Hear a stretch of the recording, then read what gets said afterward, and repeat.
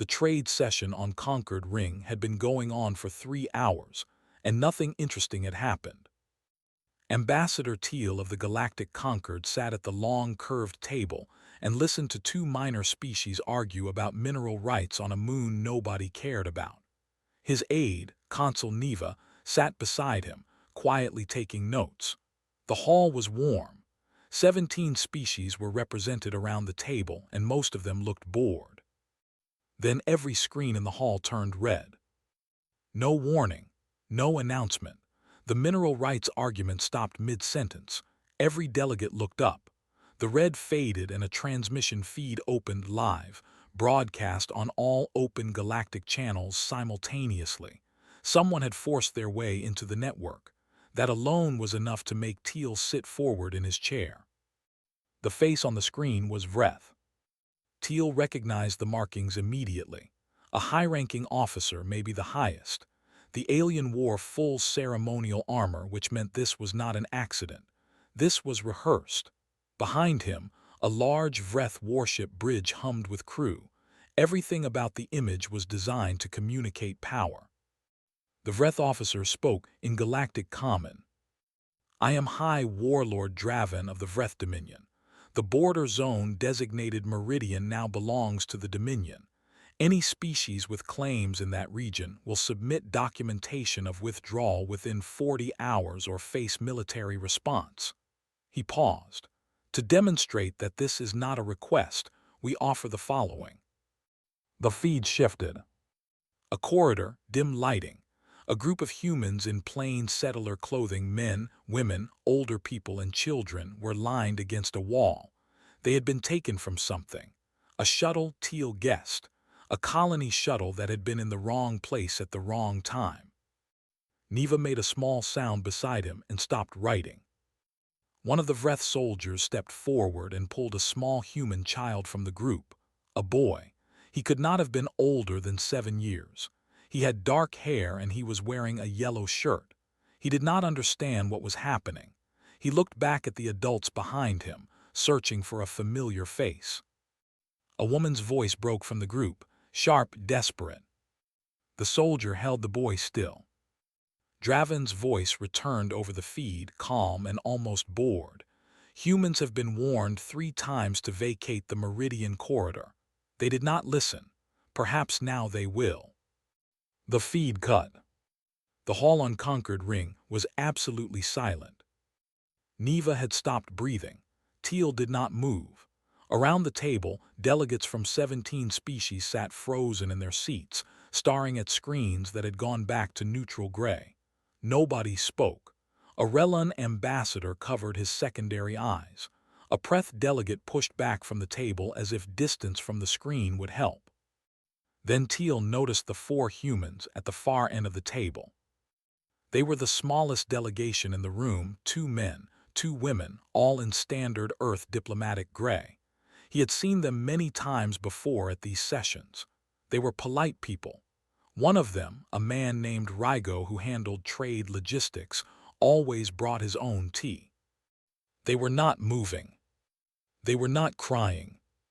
They were sitting perfectly still, and they were looking at the gray screen with expressions that Teal did not have a word for in any language he knew. It was not rage. It was not grief. It was something older and quieter than both. One of the women stood up first. She gathered her papers, smoothed her jacket, and walked to the door. The other 3 followed without a word. No one at the table spoke to them. No one tried to offer condolences or start an emergency session. The room just watched them go. The door closed. Neva finally exhaled. She looked at her notes, then at the blank page in front of her, and then she wrote a single line. "They did not weep. They did not speak. I have never seen a species leave a room the way humans left that room." Teal stared at the door for a long time. On Earth, Secretary General Ivan Brecht watched the same broadcast from his office. He was alone. He sat in his chair and he did not call anyone. He did not go to the window. He did not make any sound. He sat with his hands flat on his desk and he watched the gray screen after the feed ended, and he stayed that way for a long time. Then he opened a single comm channel. Admiral Dara Solano answered on the second tone. She was already dressed. She looked like she had not slept, or perhaps like she had chosen not to. Breck said 4 words. "You know what to do." Solano nodded once, and the channel closed. Somewhere beneath the lunar surface, in a launch bay so deep it had never appeared on any public record, the first activation signal moved through a system that had been waiting for years. Lights came on in long rows. Doors that had not opened in a decade began to open. The Vreth had expected grief. They had expected negotiation. They had expected humans to call emergency sessions, file galactic complaints, demand diplomatic responses. They had not expected silence. And they had no idea what the silence meant. 72 hours passed, and Earth said nothing. No emergency transmission. No public address from their Secretary General. No filing with the Galactic Concord, no request for a hearing, no statement of any kind broadcast on any open channel. The human diplomatic quarters on Concord Ring were dark. The trade session had not resumed. The galaxy filled the silence with noise. Species forums ran continuous analysis. Military observers from a dozen governments debated Earth's likely response. The Preth Council issued a formal statement of sympathy. The Rellan submitted a request for emergency mediation. 3 different alien news networks ran the same headline variation. Will humanity accept Vreth terms? Inside the Vreth Dominion Command Center, High Warlord Draven read the coverage and smiled. "They are paralyzed," he said. "Grief does that to soft species." Subcommander Otta stood behind him and said nothing. He had been running his own numbers for 48 hours, and he did not like what they were telling him. Long-range sensors had picked up energy signatures from the direction of Earth's solar system, faint, scattered, easy to dismiss as background noise. Otta had not dismissed them. He had run them through 3 different analysis filters. What came back was not background noise. Something large was powering up, many large things in sequence. He brought the report to Draven. Draven looked at it for less than 10 seconds and set it down. Solar maintenance activity.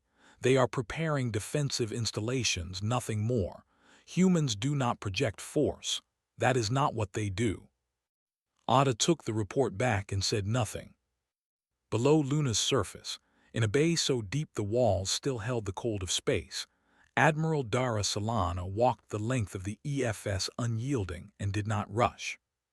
She had served on 3 ships before this one. She had been in 2 engagements at the outer frontier, both minor, both resolved without significant loss. She was not a famous officer. She had never sought to be. What she was, quietly and completely, was prepared. Earth had been preparing for a long time. Not out of aggression, not out of ambition, out of the simple understanding that the galaxy was large and not always kind, and that a species which felt as deeply as humans did could not afford to be caught without an answer when the worst happened. The Unyielding was 2.4 kilometers long. It was not the biggest ship in the fleet. It was the most precise. Every system had been built with one philosophy: do not waste a single action. Every strike calculated, every movement deliberate. The ship was not designed to intimidate. It was designed to finish things. Solano stopped at the communications bay on her walk.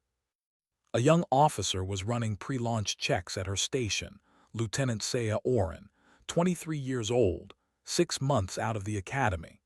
She was the youngest person on the senior crew, and she was doing her job with both hands and her full attention, which Solano appreciated. Pinned to the side of Saya's console, small enough to miss if you weren't looking, was a child's drawing. Crayon. A spaceship with a lopsided wing and a bright yellow sun in the corner. The name written along the bottom in unsteady letters. Saya from Milo, age 6. Solano looked at the drawing for a moment. She did not say anything. She moved on. Fleet Captain Roll Andon met her at the bridge entrance. He was younger than she expected a second-in-command to be, and he had the particular calm of someone who had learned early that panic was a resource drain. He handed her the fleet status report without ceremony. 400 vessels, all powered, all crewed, all waiting. Any signals from Earth Command? She asked. None since the Secretary General's message. Good, she took the report and reviewed it while she walked. Brief the captains. No open channels after we leave the system. No identification signals. Standard blackout protocol. No warning broadcast to the Vreth. Solano looked at him. They had that option 72 hours ago. Andon nodded and went to work. At Concord Ring, Consul Neva was at her sensor station when the signatures bloomed across her screen. She had been watching Earth's direction all night, half expecting nothing and half dreading something. What she saw made her run the numbers twice, then a third time, before she walked slowly to Ambassador Teal's quarters and knocked. He opened the door. He had not been sleeping either. She handed him the data pad without speaking. He looked at the screen. His expression did not change, but he went very still in the particular way that meant he was processing something that did not fit the categories he had. 400 vessels, she said quietly. Moving in formation, no transponders, no declared course. Teal looked at the screen for a long time. They're not going to file a complaint, Neva said. It was not really a question. No, Teal said, they are not. He handed back the pad and looked out the narrow viewport toward the dark between stars.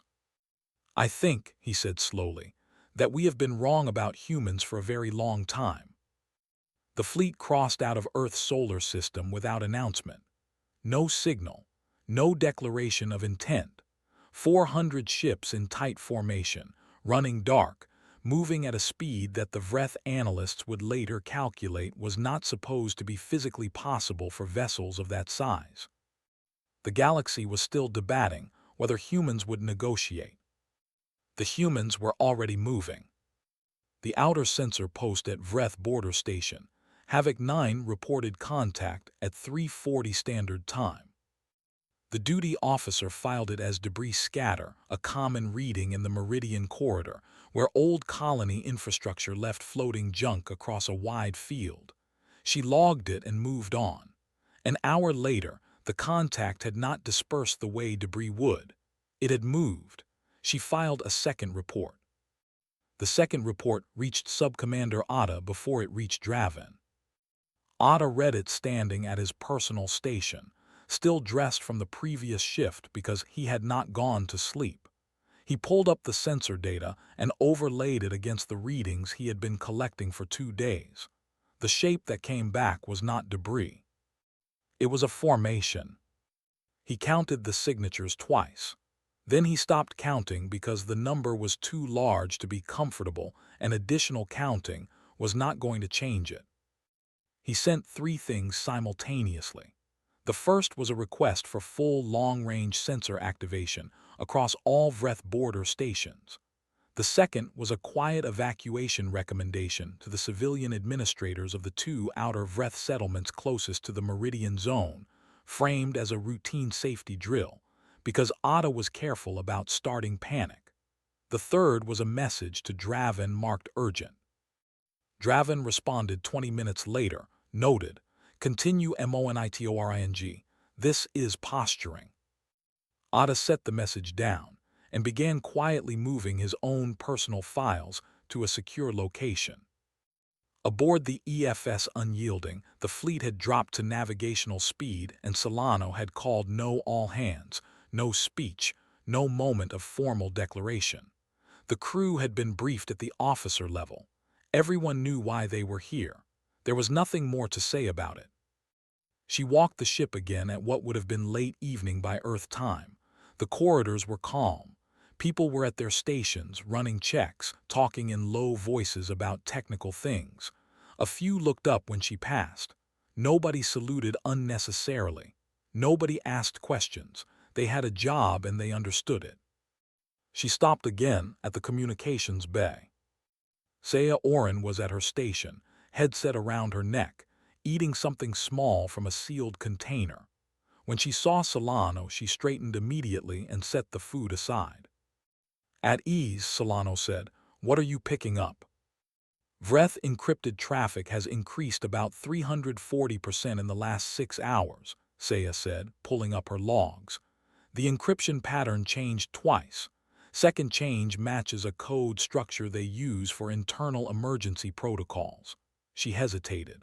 Their sub-commander is moving civilians, Admiral, the outer settlements. Solano looked at the data. He figured it out. Yes, ma'am, he's smart. It won't matter, Solano said. She looked at the data a moment longer. Then she looked at the drawing pinned beside the screen. Milo, age 6, and his lopsided spaceship. Pull up the coordinates for Meridian Debris Field. Saya found them quickly. The debris field was what remained of Colony Station Meridian, the station that had been in the Meridian Corridor, the station whose shuttle had been intercepted. Solano looked at the coordinates on the screen for a moment. When we reach it, Solano said, I want you to broadcast one thing on all open frequencies, Vreth command channels included. Saya waited. His name, Solano said, just his name once. Saya understood. She nodded once and her jaw was tight. Yes, Admiral. Solano walked back to the bridge. The fleet reached the debris field 40 minutes later. Solano gave no order to slow down. The unyielding and 400 ships behind it moved through what was left of Meridian Station at navigational speed, not in a hurry, not hesitating, just passing through. Pieces of old infrastructure drifted past the viewports, gray and cold. Then Solano said, now. Saya opened every available frequency, civilian and military, Vreth and neutral, and she broadcast one word. Len. Just that, the boy's name, once. Then she closed the channel and her hands were very steady on her console, and she did not look away from her screens. In the Vreth Command Center, the broadcast came through every speaker in the room. Draven was mid-sentence in a conversation with his fleet captains. He stopped. Everyone stopped. The name sat in the air of the room for a moment, plain and small and somehow heavier than anything else that had been said in that room in years. Draven said nothing. Ada, standing near the back of the room, watched his commander's face. In all the years he had served under Draven, he had never seen that expression before. It was not fear exactly. It was the specific feeling of a being who has done something they cannot undo and is only now beginning to understand the full shape of what they started. Contact range, Draven said finally. His voice was flat. 20 minutes, the sensor officer said quietly. Nobody in the room spoke after that. Outside the viewports of the Unyielding, the first lights of the Vreth border installation were visible, distant, small and growing. Solano looked at them and said nothing. The fleet moved forward. The first engagement lasted 11 minutes. The Vreth border installation at Havoc 9 had 12 defense platforms, a garrison of 40 support craft, and a shield grid rated against standard military assault. It had been built to stop a fleet of reasonable size and moderate determination. Earth's fleet did not hit it with reasonable size. It hit it with 400 ships moving in a formation that the installation's targeting system had not been programmed to process. By the time the Vreth defense platforms had a firing solution, the human fleet had already changed formation twice. The installation fell in 11 minutes. No human ships were lost. Solano received the report, noted it, and gave the next heading. There was no celebration on the bridge. No one cheered. Fleet Captain Andon relayed coordinates to the next objective, and the fleet moved on with the same quiet it had carried since leaving Earth. That was the thing that Ada noticed, watching the battle data come in from his remote feeds. He had seen aggressive fleets before. He had studied military history across a dozen species.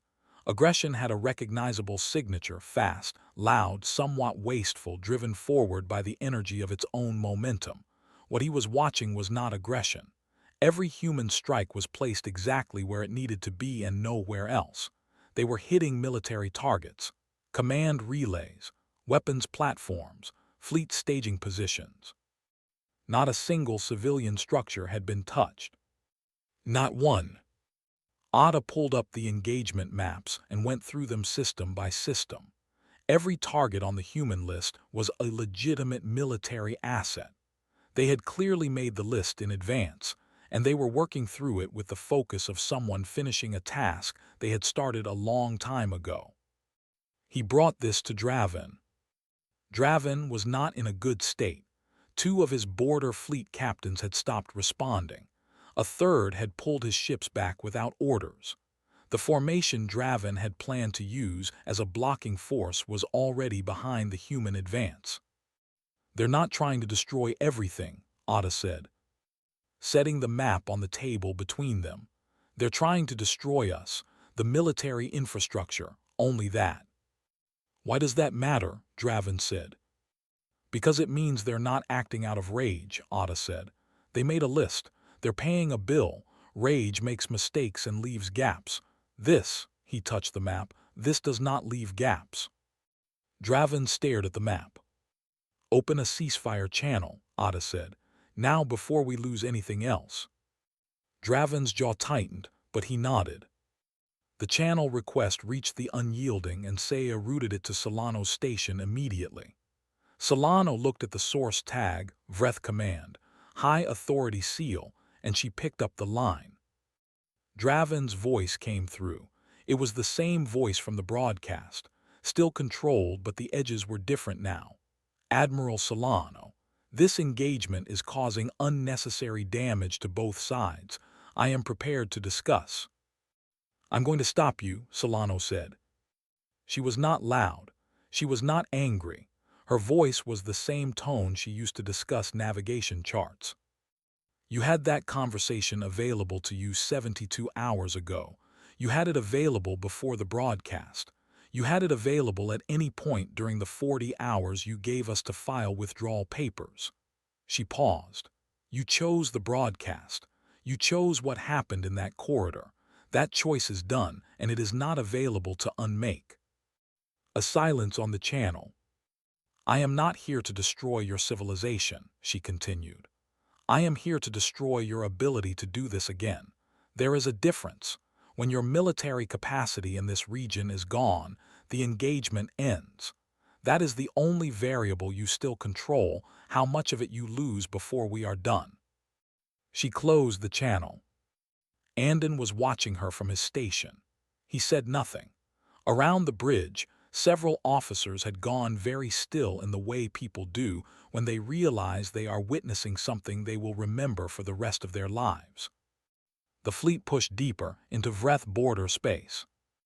Then a new signal came in, routed through Concord Ring directly to Saya's board.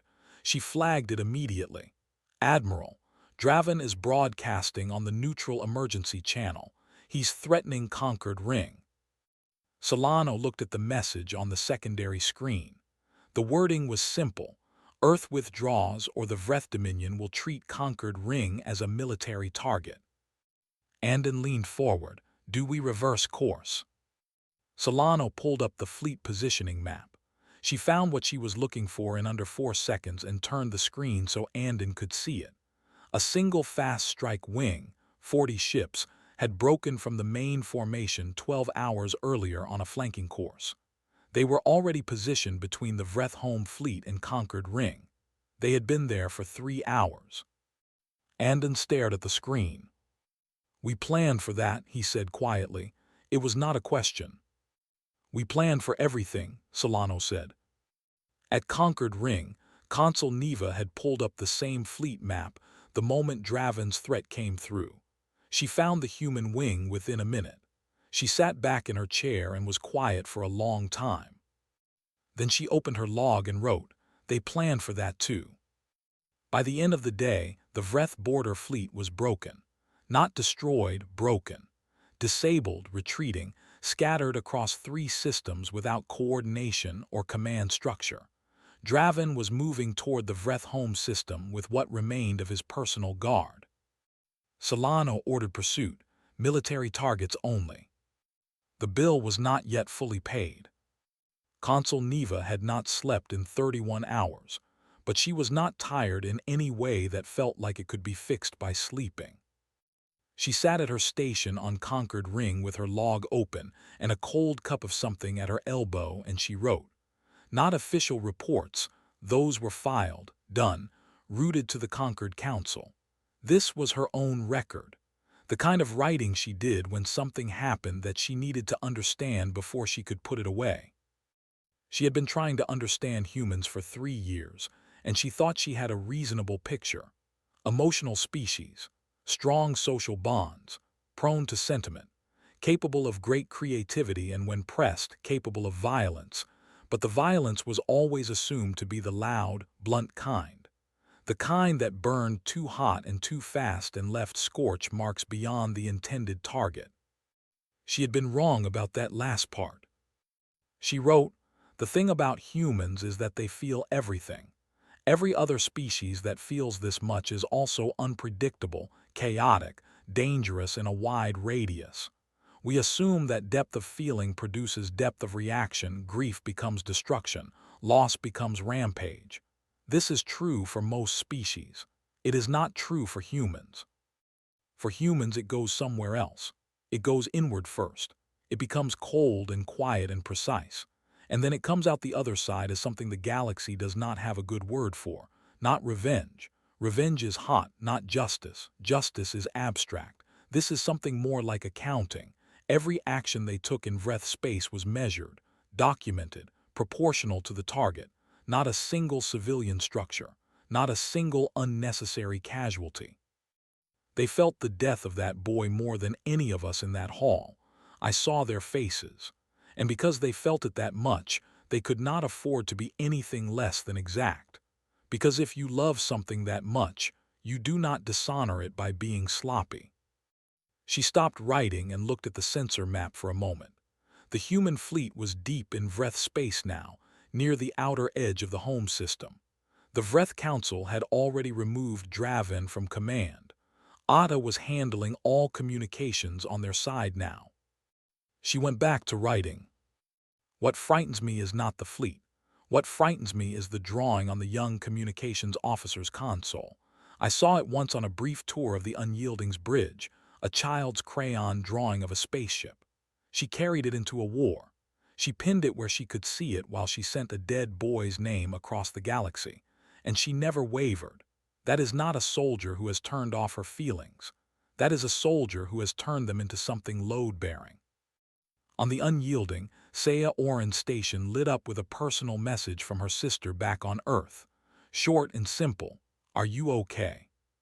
Saya read it 3 times. She looked at the star map in front of her, at the cluster of Vreth signatures on the edge of the home system, at the fleet deployment lines spreading across the screen like a diagram of something inevitable. She typed back, "Yeah, we're almost done." She did not send it yet.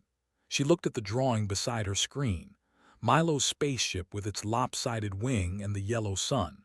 She thought about what Milo was doing right now on Earth, probably at school, probably drawing more spaceships, probably unaware of any of this. She hoped he stayed unaware. She hoped this was the last time any child had to be unaware of something like this. She sent the message and went back to her screens. The final Vreth command fleet was clustered near a large gas formation at the edge of their home system.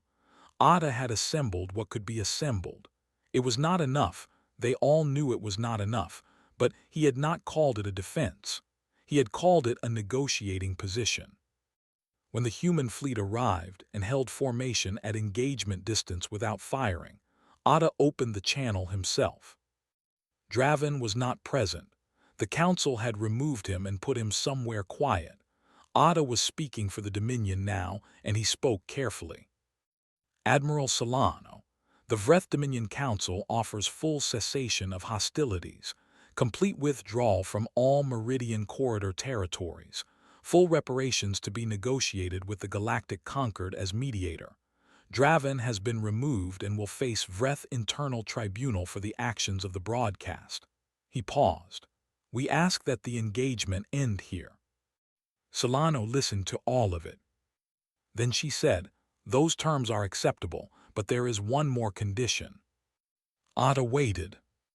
The Vreth Dominion will submit a formal record to the Galactic Archive, she said.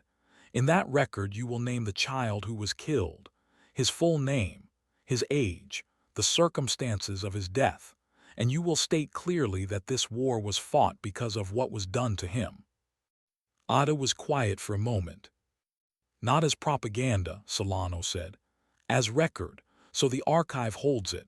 So it exists permanently in the galactic record that he was here and that he mattered. Another pause. Yes, Ada said, we will do that.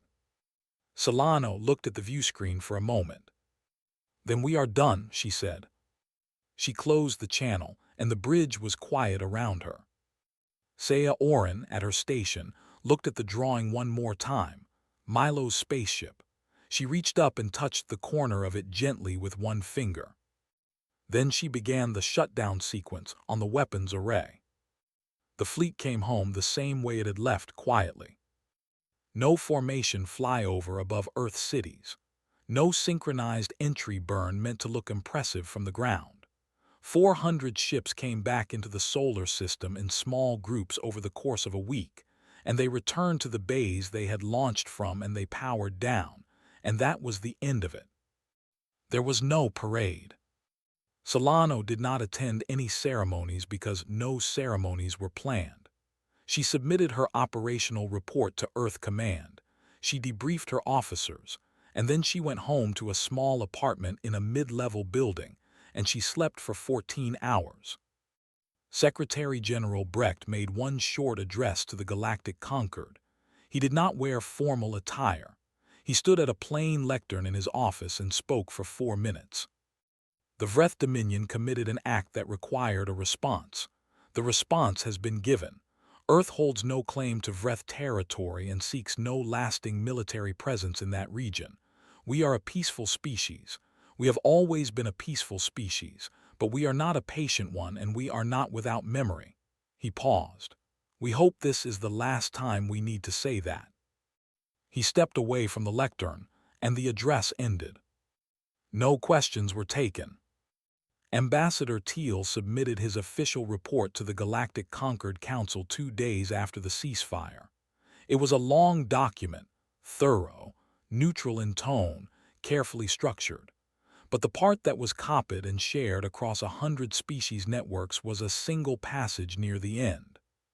He had written, prior to this event, humans were classified in most standard galactic assessments as a mid-tier power, emotionally complex, technically capable, politically moderate. Their emotional depth was considered a soft factor, interesting but strategically irrelevant. This assessment should be permanently revised. Human emotional depth is not a liability. It is the engine of everything they do. The galaxy should understand that these are not a species that fights despite their feelings. They fight because of them. And because of that, when they fight, they are precise in a way that nothing powered by detachment ever can be. The last line of the passage was the one that spread furthest. Do not make humans remember a name they would rather be allowed to mourn. Consul Neva read the passage after Teal filed it.